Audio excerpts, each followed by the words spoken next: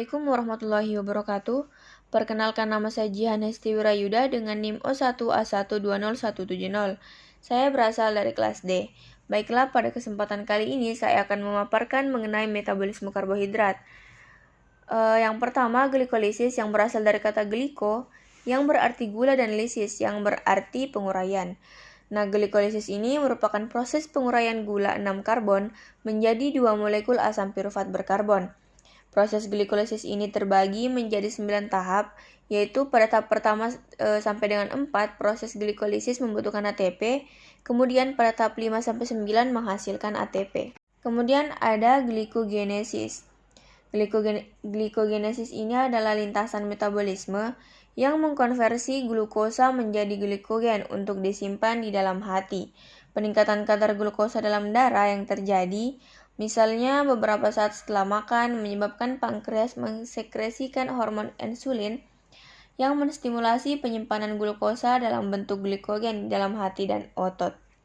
Hormon insulin akan menstimulasi enzim glikogen sintase untuk memulai proses glikogenesis. Kemudian ada glikogenolisis yang merupakan proses pemecahan molekul glikogen menjadi glukosa.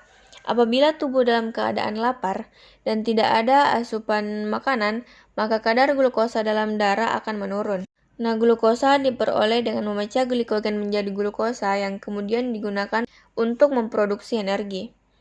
Kemudian ada gluconeogenesis, adalah proses sintesis atau pembentukan glukosa dari sumber bukan karbohidrat. Molekul yang umum sebagai bahan baku glukosa adalah asam pirufat, namun oksaloasetat dan dihidroaksiaseton fosfat dapat juga menjalani proses gluconeogenesis. Nah, glucogenesis terjadi terutama dalam hati dan dalam jumlah sedikit terjadi pada korteks ginjal. Gluconeogenesis sangat sedikit terjadi di otak, otot rangka, otot jantung, dan beberapa jaringan lainnya. Selanjutnya ada proses siklus glikolisis. Nah, glikolisis merupakan rangkaian reaksi kimia penguraian glukosa menjadi asam pirufat atau senyawa yang memiliki 3 atom C, NADH dan ATP.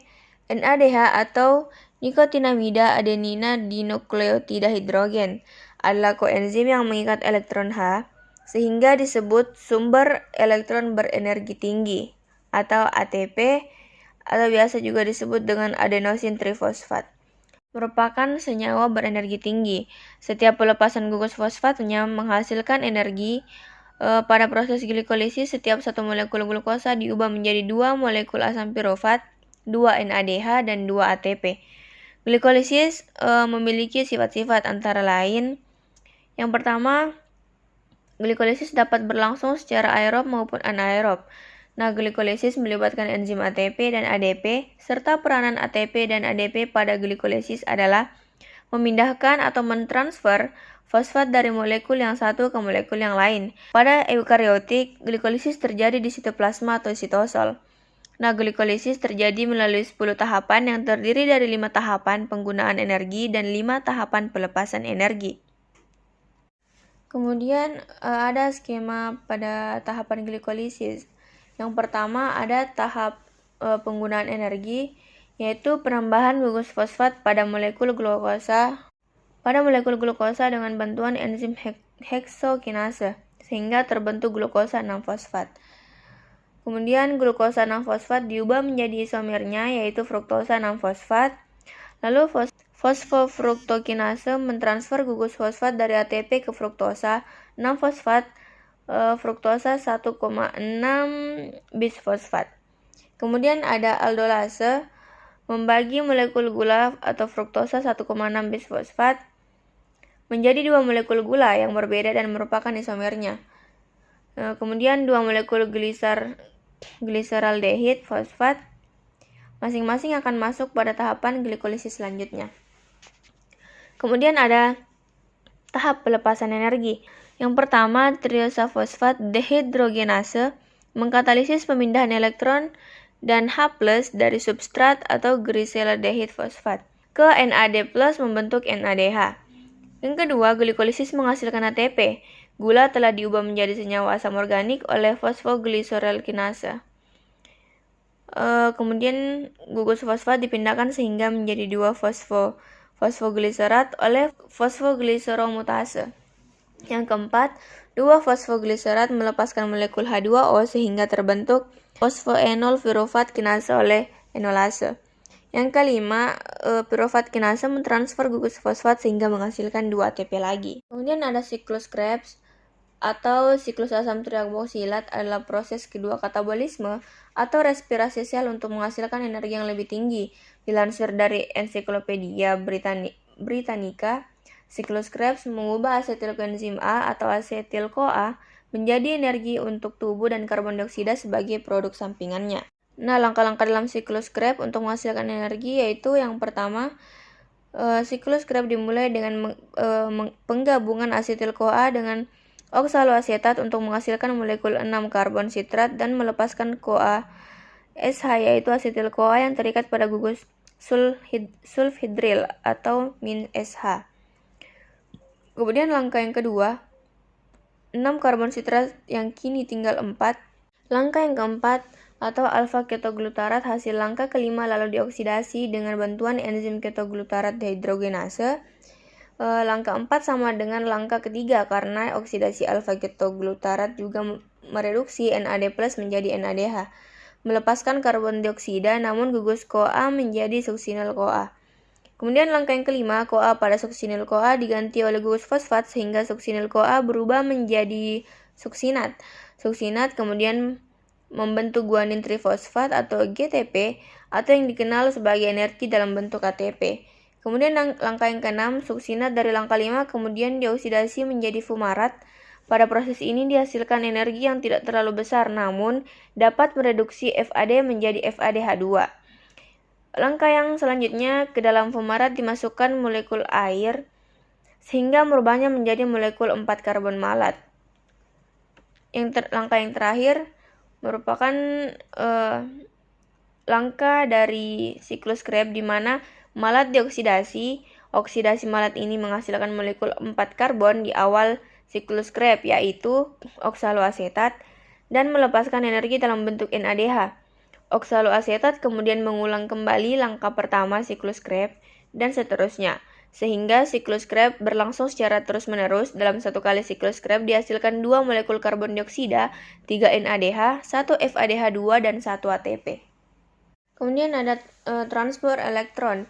Nah, transfer elektron ini merupakan proses terakhir dari respirasi aerob, di mana akan dihasilkan ATP dari NADH dan FADH2 hasil dari glikolisis, dekarboksilasi oksidatif, dan siklus Krebs. Nah, inti dari proses ini adalah menghasilkan ATP dari NADH dan FADH2 yang dihasilkan dari glikolisis, dekarboksilasi oksidatif, dan siklus Krebs. Satu molekul glukosa ketika menjalani glikolisis akan menghasilkan 2 NADH, dari dekarboksilasi oksidatif menghasilkan 2 NADH, dari siklus Krebs menghasilkan 6 NADH dan 2 FADH2. Nah, NADH dan FADH2 yang dihasilkan akan menjalani transfer elektron untuk menghasilkan ATP. ATP adalah molekul penyimpan energi yang sangat dibutuhkan dalam berbagai aktivitas sel.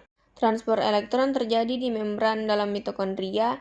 Di membran ini terdapat bagian-bagian penting yang terdapat sebagai penerima elektron, yaitu kompleks protein I. Kompleks protein berperan sebagai penerima elektron. Kemudian ada proses transport elektron. Elektron yang berasal dari NADH dan FADH2 akan mengalir dari satu penerima menuju penerima lain, dari tingkat energi yang lebih tinggi ke tingkat energi yang lebih rendah. Sedangkan yang berperan sebagai penerima elektron adalah O2 hingga nantinya akan terbentuk H2O. Molekul NADH akan melepaskan elektronnya dan ditangkap kompleks protein 1, kemudian berpindah menuju ubiquinon. Saat elektron meninggalkan kompleks protein 1, menyebabkan sebuah H+ dikeluarkan menuju ruang antar membran. Dari ubiquinon, elektron akan menuju kompleks protein 3 dan kemudian menuju sitokrom C. Dari sitokrom C, elektron akan menuju kompleks sitokrom 4 yang kemudian akan menuju penerima elektron terakhir yaitu O2. saat elektron meninggalkan kompleks protein 4, menyebabkan sebuah H+ juga dikeluarkan menuju ruang antar membran. O2 setelah menerima elektron akan mengikat H+ dan membentuk H2O. 3H+ yang telah dikeluarkan tadi akan masuk kembali melalui enzim ATP sintase yang berada di membran tersebut. Setiap H+ yang masuk melalui ATP akan dihasilkan 1 molekul ATP. Jadi total dari 1 NADH akan dihasilkan 3 ATP. Nah, sekarang saya akan menjelaskan proses transfer elektron untuk molekul FADH2. Sebenarnya prosesnya hampir sama, hanya berbeda di tahap awal saja. Nah, molekul FADH2 akan melepaskan elektronnya dan ditangkap kompleks protein 2 kemudian berpindah menuju ubiquinon. Namun, pada tahap ini tidak menyebabkan dikeluarkannya H+. Kemudian elektron akan meninggalkan ubiquinon dan menuju kompleks protein 3, sitokrom C dan kompleks protein 4. Saat elektron melewati kompleks protein 3 dan 4, masing-masing menyebabkan dikeluarkannya molekul H+. Jadi, hanya 2 H+ yang dikeluarkan hingga nantinya masuk kembali melalui ATP sintase dan berbentuk 2 ATP. Nah, pada akhirnya elektron juga akan ditangkap oleh O2 menghasilkan H2O. Jadi, kesimpulannya adalah NADH menghasilkan 3 molekul ATP, sedangkan FADH2 menghasilkan 2 molekul ATP. Kemudian, hubungan antara metabolisme karbohidrat, lipid, dan asam amino. Nah, lipid diabsorpsi terutama dalam bentuk asam lemak dan gliserol. Asam lemak sebagai bentuk utama lemak di dalam darah. Asam lemak esensial yang harus disuplai dari makanan, ialah asam minoleat dan asam linoleat sebagai prekursor untuk prostaglandin, tromboksan, dan leukotrien. Proporsi lemak dalam diet dianjurkan 30% dari total kalori, berasal dari saturated fat 10%, monosaturated fat 10%, dan polysaccharide fat 10%. Lipid dapat meningkatkan stability of food dan menimbulkan rasa kenyang. Kemudian karbohidrat sebagian besar diabsorpsi dalam bentuk glukosa. Konsentrasi glukosa plasma paling penting karena hanya glukosa yang dapat dimetabolisme oleh otak. Komposisi karbohidrat dalam diet dianjurkan sebesar 55% dari total kalori. Karbohidrat yang dikonsumsi ada 2 jenis, yaitu available karbohidrat yang dicerna, diabsorpsi dan digunakan sebagai sumber energi, dan unavailable karbohidrat yang menyuplai serat. Kadar glukosa darah dalam batas normal, maka sebagian besar jaringan menggunakan glukosa sebagai sumber energi. Kelebihan glukosa akan disimpan sebagai glikogen. Sintesis glikogen dari glukosa disebut glikogenesis. Simpanan glikogen terbatas sehingga kelebihan glukosa yang lain diubah menjadi lemak atau lipogenesis. Jika kadar glukosa turun, tubuh mengubah glikogen kembali menjadi glukosa atau glikogenolysis. Nah, kemudian ada asam amino dalam tubuh terutama digunakan untuk sintesis protein. Tapi, jika asupan glukosa rendah, asam amino dapat diubah menjadi glukosa melalui jalur yang disebut gluconeogenesis, yaitu pembentukan glukosa baru dari prekursor non-karbohidrat. Proporsi protein sebagai sumber energi dalam diet yang dianjurkan adalah sebesar 15%. Asam amino merupakan sumber utama untuk glukosa melalui jalur gluconeogenesis, tetapi gliserol dari trigliserida juga dapat digunakan gluconeogenesis, dan glikogenolysis penting untuk membackup sumber glukosa pada saat puasa. Nah, berikut merupakan gambar dari regulasi metabolisme protein, karbohidrat, dan lemak menurut Albert. Kemudian ada respirasi aerob, yang merupakan proses reduksi, oksidasi, dan dekomposisi, bisa menggunakan oksigen maupun tidak, yang akan merubah senyawa organik kompleks menjadi senyawa yang lebih sederhana. Dan juga disertai dengan proses pelepasan sejumlah energi ke dalam bentuk ATP atau adenosin trifosfat. Bentuk dari energi yang dihasilkan dari proses ini berasal dari energi potensial kimia yang berupa ikatan kimia. Sedangkan respirasi aerob bisa diartikan sebagai sebuah reaksi pemecahan senyawa glukosa yang memerlukan bantuan oksigen. Oksigen di sini memiliki peran dalam menangkap elektron yang kemudian akan bereaksi dengan ion hidrogen dan menghasilkan air atau H2O.